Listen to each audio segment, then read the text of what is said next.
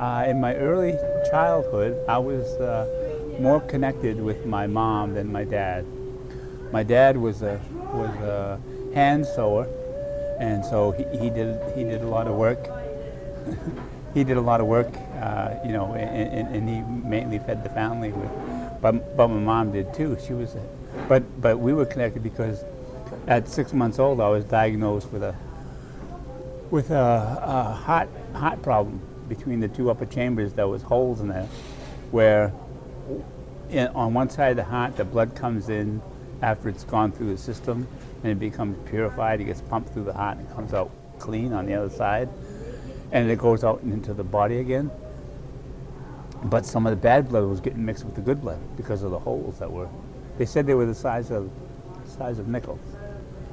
Yeah, so there was a lot of intermixing of good blood and bad blood that was being sent throughout my system.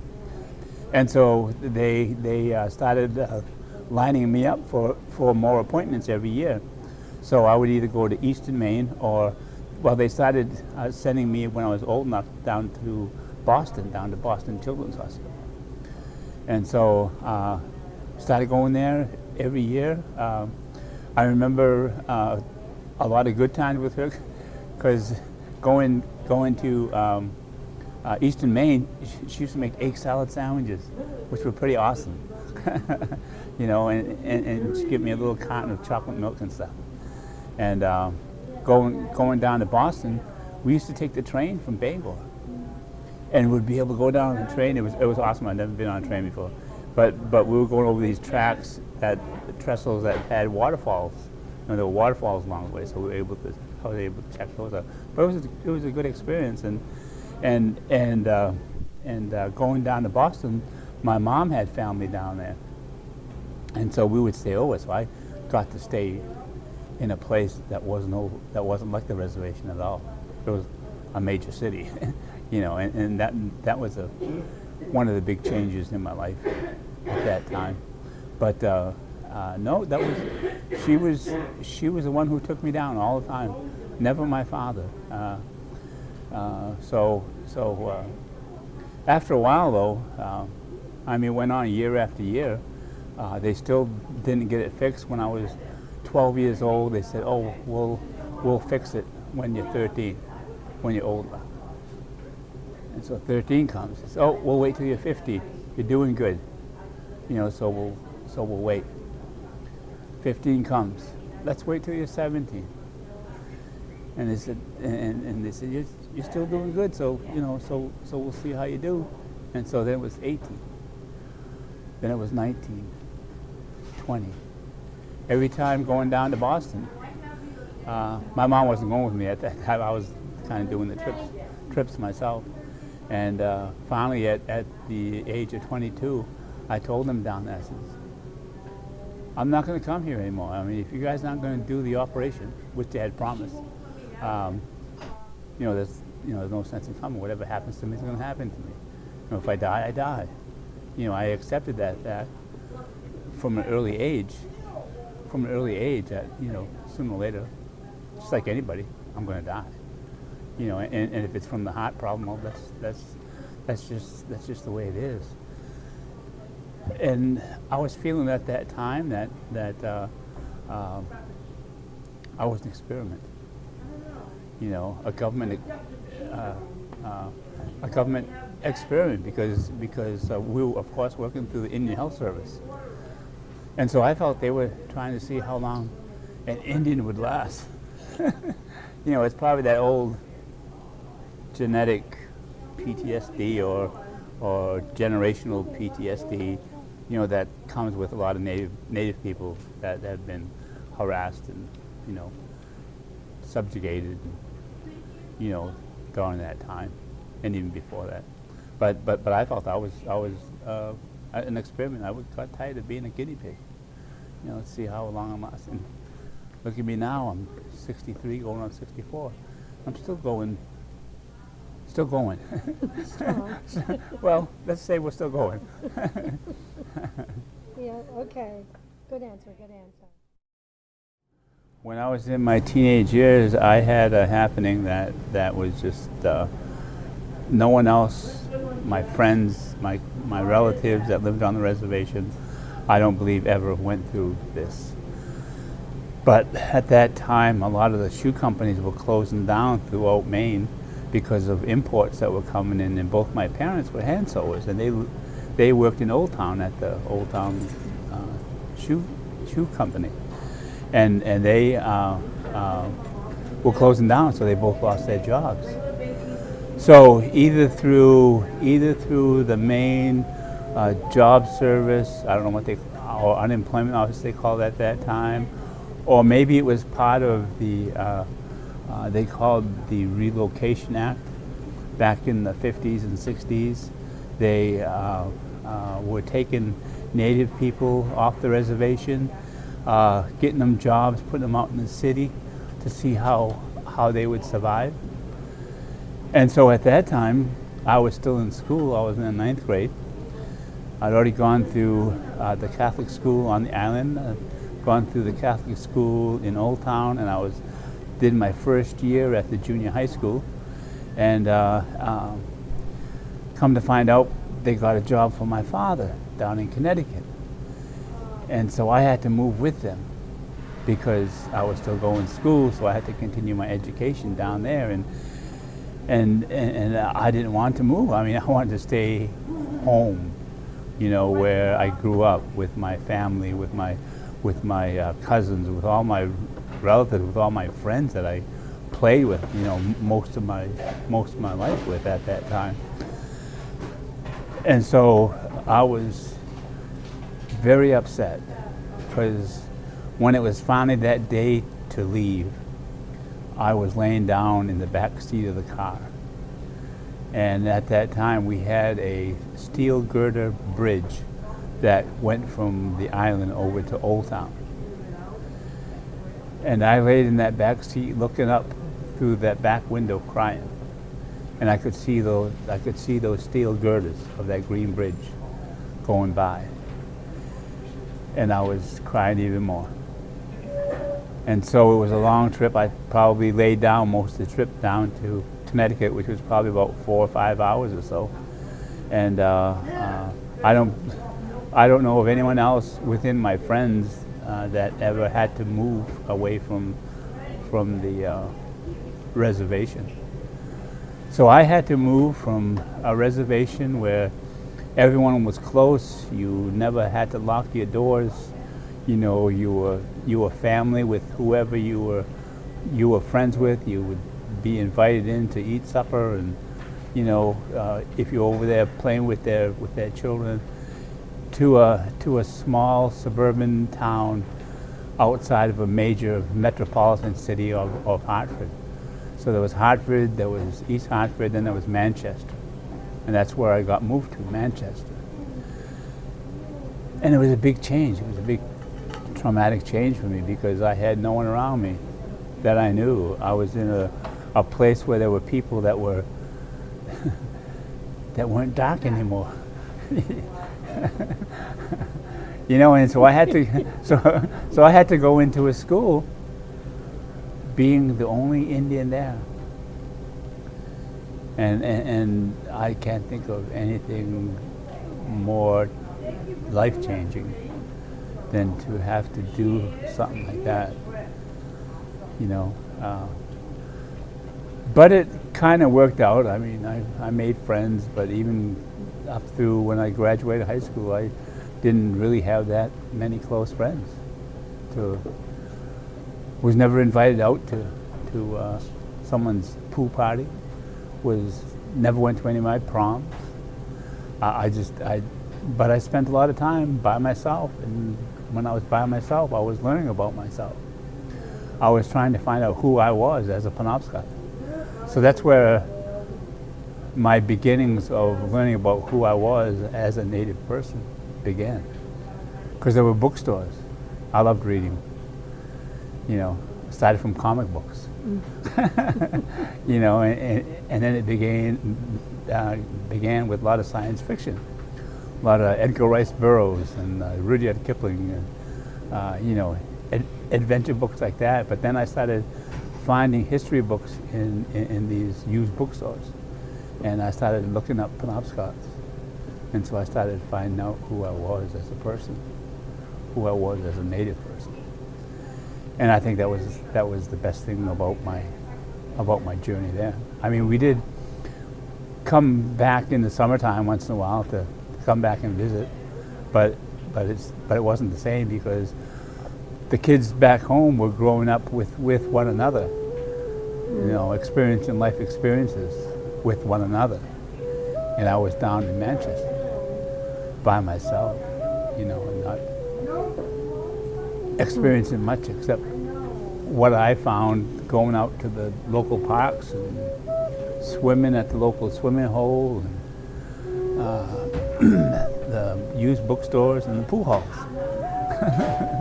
few pool halls I used to visit, and down at the bottom of the street where we lived, where we had moved to, was the high school, was the junior high.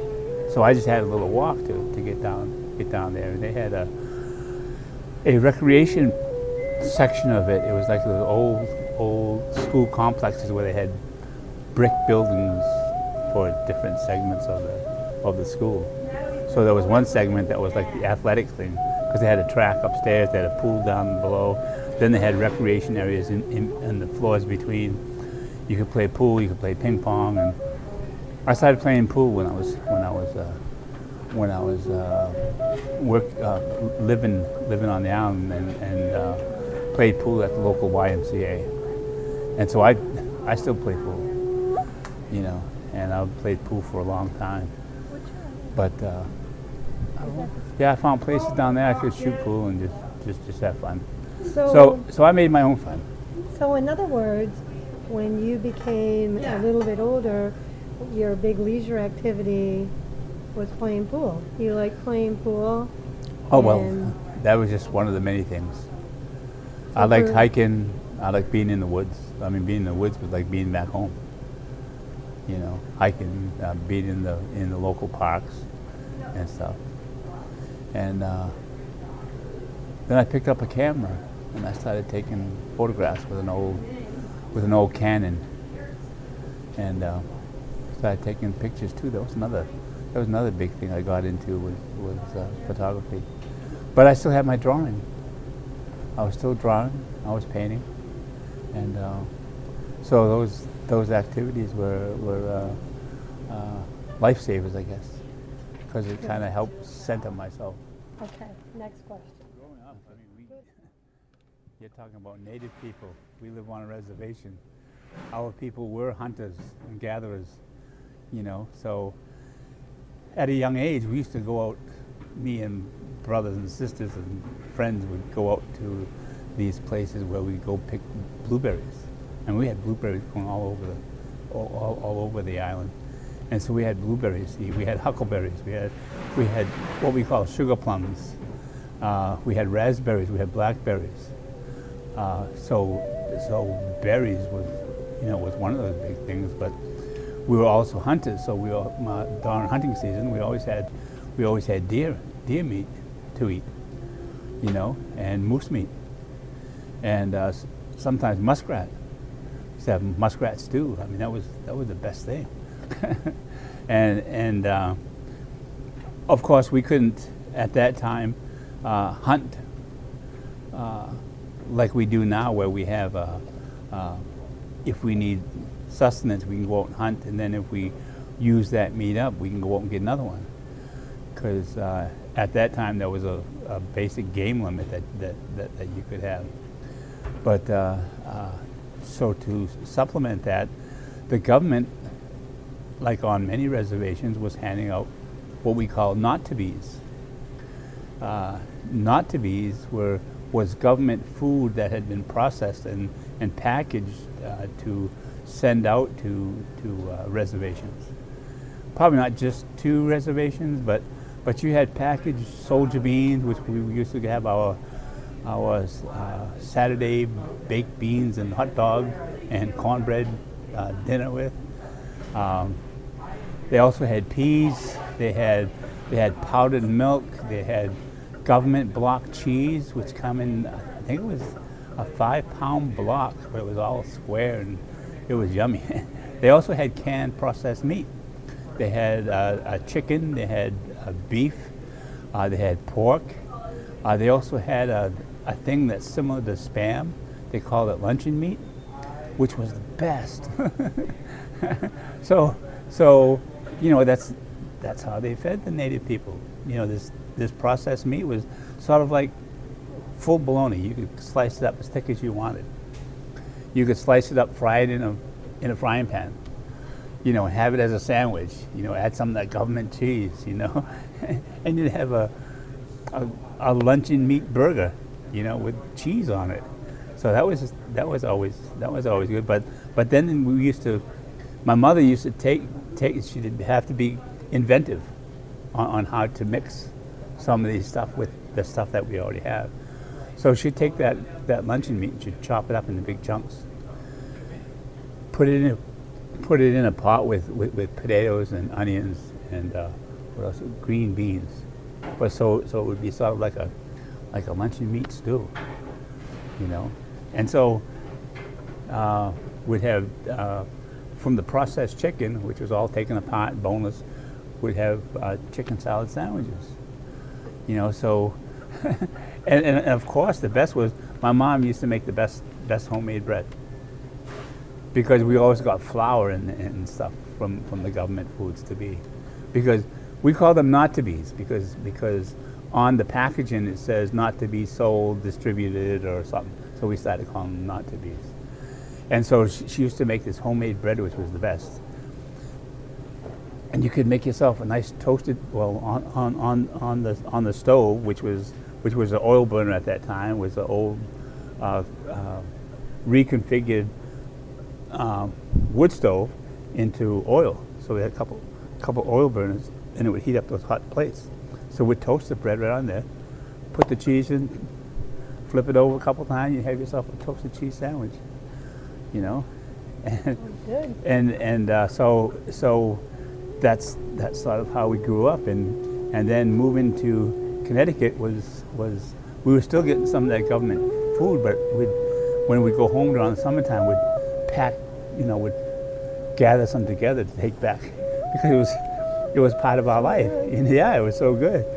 So we'd take it back to Connecticut, but back there, down in Connecticut, I was the oldest child living there. Both my parents were working, and so I had to be the cook. So macaroni and cheese and hot dogs, spaghetti. That was a spaghetti fixing that we used to do. We'd take canned beefaroni spaghetti, heat up a bunch of hamburger, mix it all in, and would boil some potatoes. And so once you had to boil the potatoes, you'd mash them up, and then you'd put this spaghetti hamburger concoction on top of it. And so that would be part of. I used to make meatloaf. We used to buy swordfish steaks, put them in the pan, put milk on them so that it softens it up, salt and pepper, bake it in the oven. I could bake, I could cook pot roast, meatloaf. Burgers, fries, whatever, macaroni and cheese and hot dogs, macaroni and cheese and luncheon meat, Good answer. So, good answer. So we had a lot of, Okay. different things that we. Yeah, when I was young and I wanted to create something, I started drawing. I know I just had this knack of drawing. A lot of native people throughout the late 1800s, early 1900s, did a lot of crafts things to make money, because a lot of their natural resources had been taken from them. So we had a lot of basket makers around, so we got to see that, and got to see a lot of the people do paintings on things, and I just started drawing. Sunday comics, that was a good one. There used to be Beetle Bailey, Snoopy, Charlie Brown, Snoopy, Little Abner, and comic books too. You had Felix the Cat, and things like that. And I used to draw them all the time. And with this drawing it kind of developed into what I'm doing these days, and what I've been doing most of my life was to be creative. I even we went to a school on the reservation, and there were nuns there, and so I wanted to please them, so I drew pictures of the crucifixion, pictures of Mother Mary, and things like that for them, and they were all thrilled with it. So that kind of helped me to really like being creative, because it put me in good standing with people in power. That developed right up through elementary school and into high school. I mean, I used to draw. I used to do a lot of what do you call it? Drawing on my book covers, making all kinds of designs. But it developed into an art where I started painting also.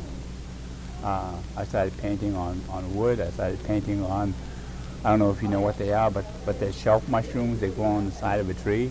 So I started painting on those also, and then I started to create T-shirt designs. A lot of my T-shirt designs would have a story. A lot of it was geared towards something spiritual, because I wanted the shirts to have a shield type design, because shields were symbols of protection. So I felt that if I created these shirts to give protection to whoever wore them, I could tell them the story, and they would know, and it would help them throughout their lives. So,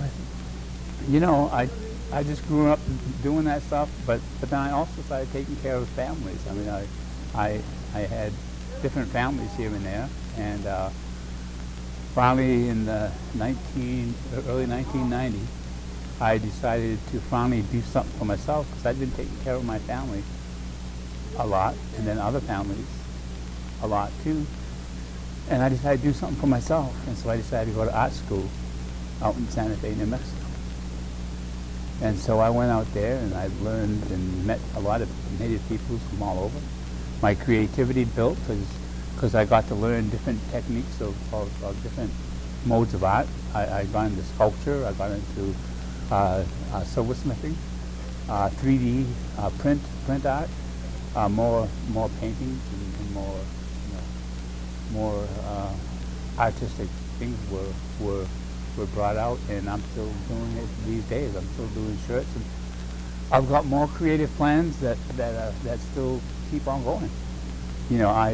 I've written a book about how the Native Americans first got their Native American flute up in this area, and that's another thing I started. I started making Native American flutes also.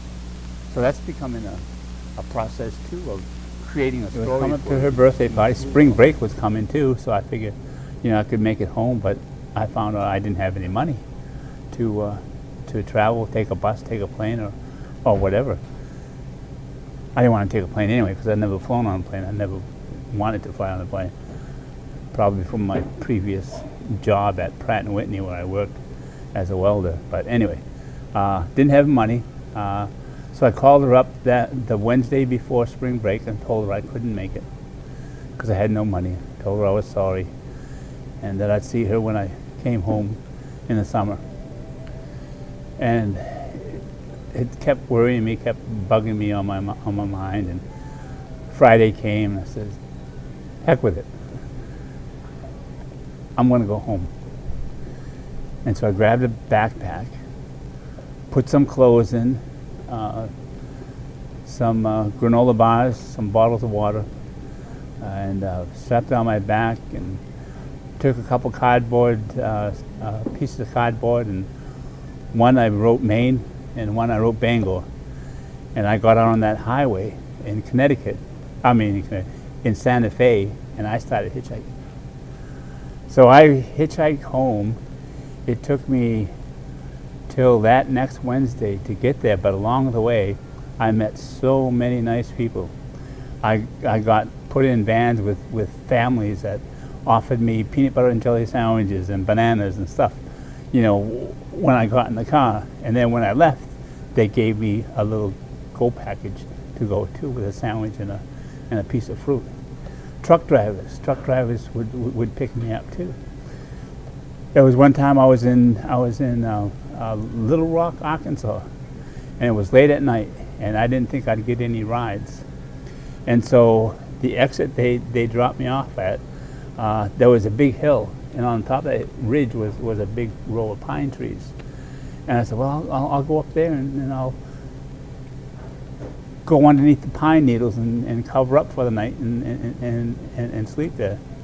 So I climbed up the hill and I got to the top of the hill. And when I got to the top of the hill, I looked out.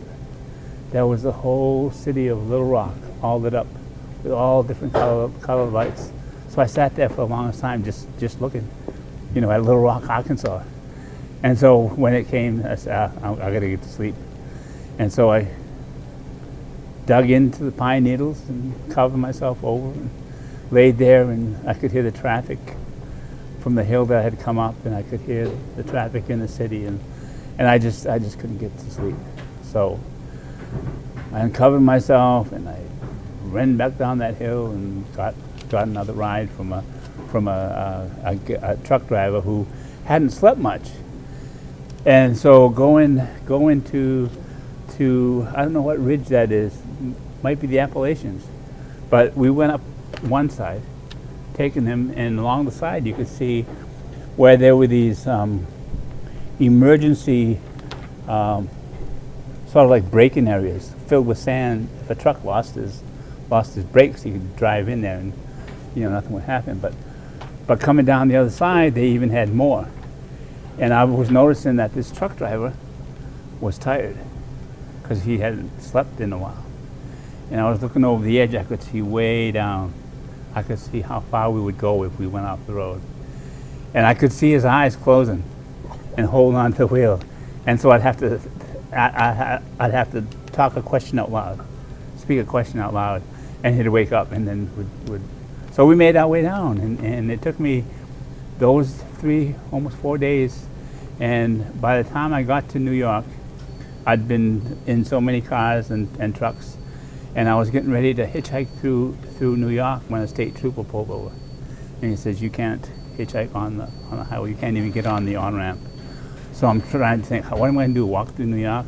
But he told me, he says, I'm going to take you into Grand Central Station, and we're going to get you a ticket, and we're going to get you a ride to Bangor.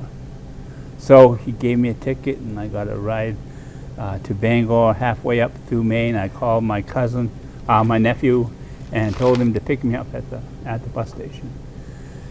And so made it home after all those stops on Greyhound at that time. I don't think they have Greyhound up here anymore. But got to my house, got to knocking on the door, and there was my little girl waiting for me. It was still, and it was her birthday. I got there that night of her birthday. How old was she? She was 6. Wow. Yeah. Wow. So that was quite the experience. Okay, cool. Yeah, and then the next day I went to visit my mom, and she asked me, "How'd you get up here?" I says, "Well, I hitchhiked." She goes, "You what?" She goes, "Yeah, I hitchhiked." She goes, "How are you going to get back?" I said, "Well, I'm going to have to leave tomorrow because I'm going to have to hitchhike back. You know, spring break's going to be over." She goes, "No, you're not. You're not going to hitchhike back." I said, "Well, I don't have any money." She goes, "Well, I'll buy you a ticket, a plane ticket to get you Okay. back." Good answer, good answer. Okay. Okay. We're going to go all the way. We've got Hearing is limited. You know, you end up saying "ha" a lot, "ha, ha," and they would have to repeat, even though you probably heard it distinctly. You know, you got that old age "ha" syndrome. You know, you got to make sure that you hear what you hear. Vision is getting kind of blurry. I got my glasses. Don't wear contacts. I've tried. I think I have to go and get a new pair to readjust for my aging eyes. Taste taste was never a problem with me because whatever I ate, I liked anyway. Smelling has always been a problem. I've never remembered or knew a time of being able to smell anything. I didn't have a sense of smell. My older brother was the same way. He didn't have a sense of smell. But I have a brother that's super nose. I mean, he can pick up the distinctest little odor. Have to start walking more because if I don't walk, my legs stiffen up and they get sore. You know, so I am getting older, but you know, everyone's going to go through that process. But like you say, getting close to the end of my life, I have had an amazing life. I've had children and grandchildren. I've been on the longest walk. I haven't climbed Katahdin, but I certainly have walked from Indian Island up to Katahdin. There's a spiritual walk they do every year, and so I was able to do that one time. But I wouldn't be able to do it this anymore, to walk that far.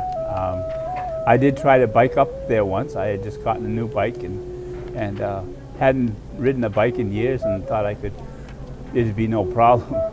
But I just barely got off the island and up to the airport road when I finally figured out, you're too old, you're not gonna make it. Can't make what? Mount Katahdin? The journey to Mount Katahdin. So I said, no, it's too far for you to go. I thought I'd be able to get up to at least Lincoln and call my wife at that time and tell her to come and pick me up and stop me off in the morning. But I just barely got out of Old Town before I had to give up on my last thoughtful journey of going up to Katahdin one more time on a spiritual journey. Have you climbed Mount Katahdin? I've never climbed Mount Katahdin. You never went up it? No, didn't need to. You know, most people do it for entertainment. I mean, you know, everyone has to climb Mount Katahdin, but to me, it's more of a spiritual place. I don't need to be up to the top of the mountain to realize my spirituality. My spirituality is like wherever I walk. I've realized that through my older years that the earth, you know, is my spirit and I am of the earth. And wherever I walk, wherever I go, you know, my spirit is there. And the spirit that controls and takes care of me is there. And it'll always be there. So as I'm making my final walk through my life, you know, I enjoy it much more. I don't worry about, am I sinless? You know, am I okay to cross through the gates of heaven or through the gates of hell, depending on what went on in my life. I'm just happy for the life I've had, the children I've had, my grandchildren, my family, my friends. You know, I've lived a very good life, and I'm happy and content.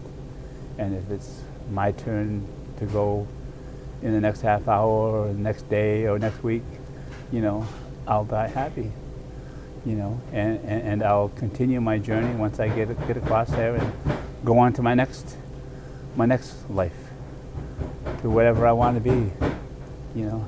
I think I want to be a cat. Cats are pampered. You want to be a cat? Yeah, I mean, you know, they're fed. You know, they give you a little tray that you can do your poop in. You know, and they clean it. You don't have to clean it. You know, you get bowls of milk once in a while. And you get to lick greasy old dishes once in a while, you know. And, you know, no one's mad at you. Sleep whenever you want, you know. Okay. Good answer. Okay. Together. Yeah. We're technically, Spur of the moment. Okay, yeah, right. nothing's really rolling, but it's. Yeah. Okay, on your mark, get set, roll. Okay. You want to set it up, Laura, and then Yeah, we'll take it? yeah. I'm good. Start recording. Thumbs up, we're good. You I recording? am. Okay, so James, So we've talked about you as a child, we've talked about you as a young adult, you as a very creative person.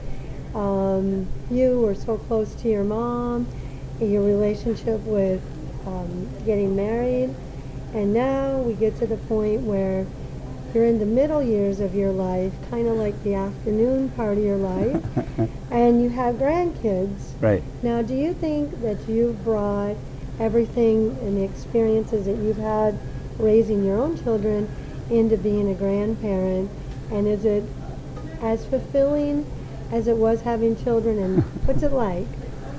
Well, being a grandparent is something special because you know, you can go visit your grandchildren, unlike your children, and you can leave and let the parents worry about what happens afterwards. But yeah, I've been a grandparent 13 times over. I'm actually a great grandparent also, and I try to talk to them and to try to instill their culture. Try to talk to them about the stories of who their people are, where they come from, you know, and I read them stories, I sing them songs, I drum them songs on my drum. I've even started since I've started playing the Native American flute. I've been playing them some Native American songs also on the flute. So you know, I'm trying my best to be a good grandparent, not to be a backseat parent to a parent. Tell them how they should raise their kids, because all my kids were brought up so well that they're great parents. I mean, their children are excelling. I mean, the daughter I went to see today, her son went to the National Spelling Bee in Washington just about a week ago, and they also were able to do a family trip out of it. So they all got to go and see Washington D.C., go see all the national monuments and stuff. So I think I've done my job, and I think my children are on their own, and they're doing a great job too. So you know, being a grandparent is much easier because you can just go in and enjoy the kids with their laughing and smiling and playing about, and there's no crying, no screaming, no one getting hurt. Everyone's a family, as it should be, you know. Okay, good answer, good answer. Okay, one last. Short and one sweet. last.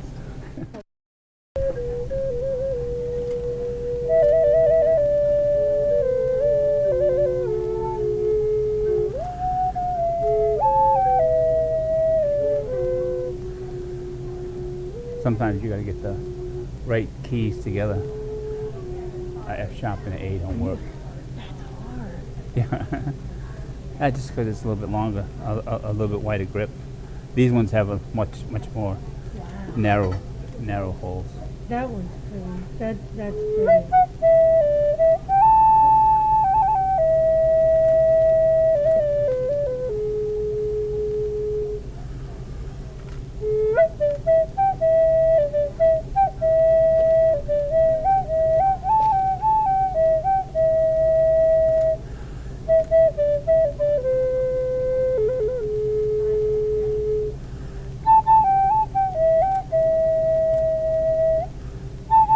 Jim, I have an idea for a picture.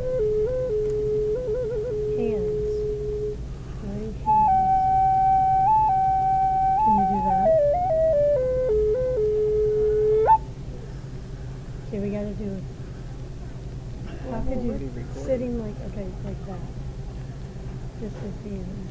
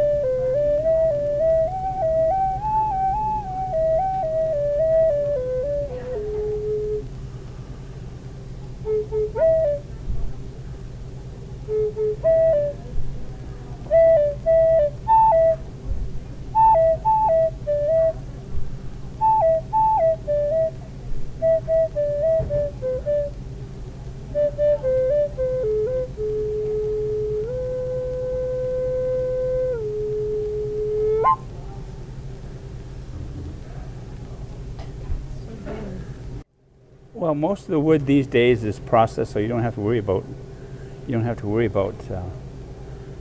getting going out there getting wood. All you have to do is go to the local hardware store and buy it.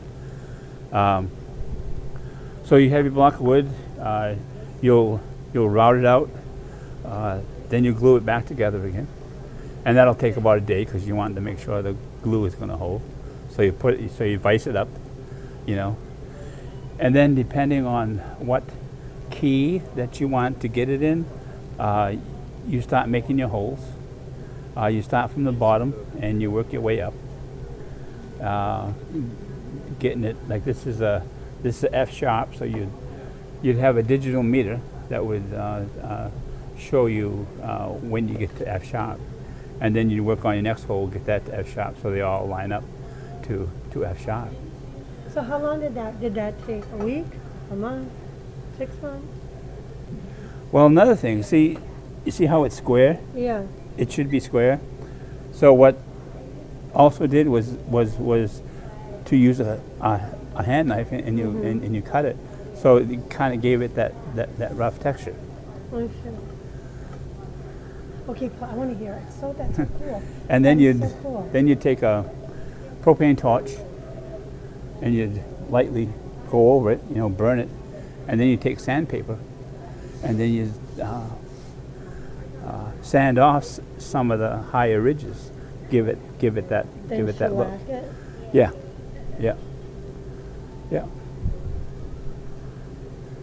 Does it age and then play better after years? No, it's the same. I mean, Yeah.